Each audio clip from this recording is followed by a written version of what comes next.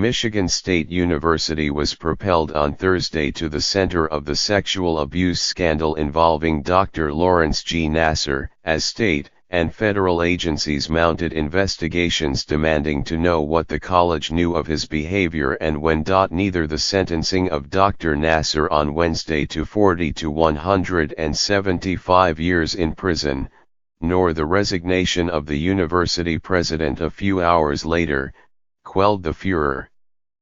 Education Secretary Betsy DeVos said on Thursday that her department would investigate Michigan State's role, while state legislators asked that the university provide unredacted records of its investigations of Dr. Nassar and threatened to issue subpoenas if the school did not swiftly comply. At the same time, the state attorney general was preparing his own review of the university. A United States senator asked for congressional hearings, and the Speaker of the Michigan House called for the resignations of the university's trustees, who are elected by voters. This is one of the biggest scandals in the history of our state, said the Speaker, Tom Leonard, a Republican, who has asked House lawyers to review options for removing trustees if they did not quit. We are dealing with a Big Ten university. We are dealing with a monster who was a serial child molester and rapist who may have violated more victims than any other rapist in the history of our state. The repercussions were not limited to Michigan State. The head of the United States Olympic Committee, Scott Blackmun, wrote an email to USA Gymnastics, threatening to decertify the federation if its entire board did not resign by next Wednesday. Several board members, including the chairman, Paul Perilla, have already resigned. Responding to Mr. Blackmun late Thursday, USA Gymnastics, the sport's governing body, said it completely embraces the requirements outlined in the letter.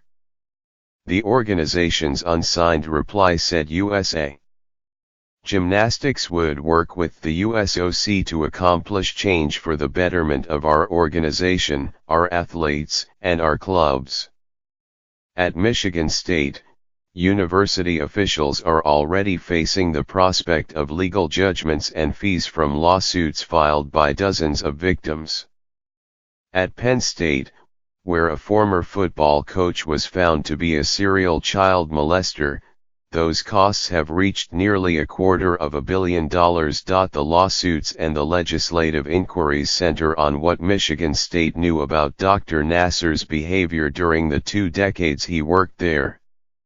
Several victims have alleged that they had told Michigan State employees, as far back as the late 1990s, about being molested under the guise of treatment. In 2014, after a complaint from a patient, the university conducted an internal investigation that cleared him, after which he continued to prey on more patients.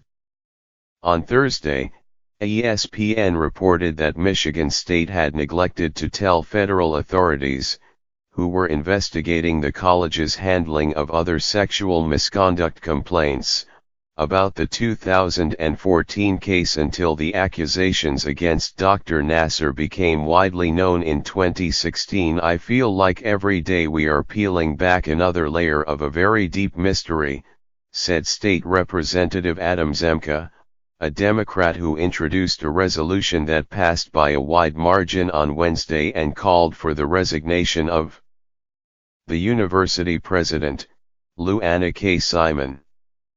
Hours later, she resigned. Mr.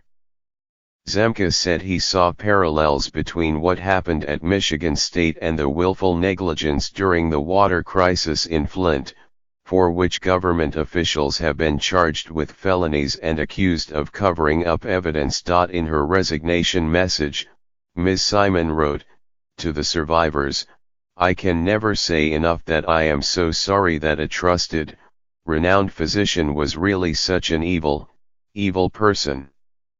She added, "As tragedies are politicized, blame is inevitable.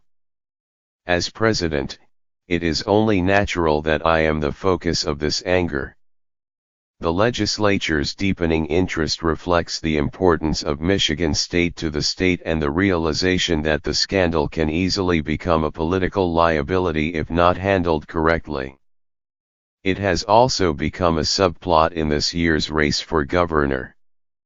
Among those who have had a role in the investigations are two candidates: the Republican Attorney General, Bill Chouette, whose office prosecuted the state criminal cases, and a Democrat, Gretchen Whitmer, who was the county prosecutor in Lansing during part of the time that Dr. Nassar was being investigated. Both Mr. Chouette and Ms. Whitmer have faced criticism by some for their work on the case, and both have strongly defended their record. When the Detroit News wrote in an editorial this month that Mr. Chouette's indifference borders on dereliction of duty, he called for a retraction and said nothing could be further from the truth. And after a foe in the Democratic primary race suggested Ms. Whitmer did not act aggressively enough on the case, she said that she was proud of my record and that this is an issue that is incredibly close to my heart. I think the system worked the way that it's supposed to, Ms. Whitmer said of the prosecution in an interview on Thursday. She also called for a house cleaning in Michigan State's administration. Jason Cody, a spokesman for the university, noted that its trustees had asked the state attorney general to investigate, and Mr. Cody said that the school would fully cooperate. The university has created a fund to help survivors get counseling and mental health services, he said. Many at MSU viewed the brave women who came forward to tell their stories at Nassar's sentencing hearing, Mr. Cody said. Words cannot express the sorrow we feel for Nassar's victims. The thoughts and prayers of the entire MSU community are with these women as we listen to their heartbreaking testimony. Dr. Nassar, 54, was sentenced on Wednesday for sexually abusing 7 girls, though he had been accused by many more. His 7-day sentencing hearing drew more than 150 women, including Olympic gymnasts who are household names, to give wrenching testimony about what he had done to them. Dozens of women, including gymnasts, swimmers, figure skaters, runners, and basketball players, are now suing Dr. Nassar, Michigan State, and USA Gymnastics, alleging abuse going back 2 decades. In court papers, they have said that they trusted Dr. Nassar because he was a renowned sports doctor, and the team physician for the United States gymnastics team. Some of his patients said they complained to Michigan State employees, including the women's gymnastics coach at the time, Kathy Klages, in the late 1990s, according to court papers, but were met with disbelief. A lawyer for Ms. Klages has not commented on the allegations. In 2014, a recent graduate filed a complaint against Dr. Nassar under Title IX, the federal law governing sexual harassment and assault on campus. She said that she had sought out Dr. Nassar for hip pain, and that he molested her and became sexually aroused until she removed his hands from her body, according to court papers in the civil cases filed against him. But after consulting with other medical professionals, including Dr. Nassar's colleagues, the university's investigation concluded that his treatment had been medically appropriate, the court papers said. The abuse continued until 2016, when Rachel Den Hollander, a former gymnast, told her story to the Indianapolis Star, and a police investigation soon began. On Thursday, ESPN reported that Michigan State had failed to turn over its file on Dr. Nassar in 2014, when the Education Department was investigating unrelated complaints about the way the university had handled sexual assault and harassment cases. The university began turning over records in late 2016, ESPN reported, saying that the failure had been an oversight. On Thursday, the education secretary said her agency would review Michigan State's handling of the complaints against Dr. Nassar. "What happened at Michigan State is abhorrent," Ms. DeVos said. "Students must be safe and protected on our nation's campuses. The department is investigating this matter and will hold MSU accountable for any violations of federal law." But in a December letter to Mr. Chouette, the Michigan Attorney General, the university's lawyer, Patrick Fitzgerald, said he believed that evidence would show that no Michigan State official believed that Dr. Nassar committed sexual abuse before the newspaper reports in 2016. The university is also arguing that it cannot be held liable because of Michigan's sovereign immunity law, which protects state agencies from lawsuits in most circumstances and protects the state's citizens by safeguarding its fiscal stability, the school said in a court filing. John Manley, a lawyer for some of the women in the civil cases, said the university's response to the lawsuits reminded him of the way the Roman Catholic Church had responded to allegations of child sex abuse by priests. "It's a page right out of the bishop's playbooks," he said. If Michigan State is ruled to be not immune, the cost could be significant.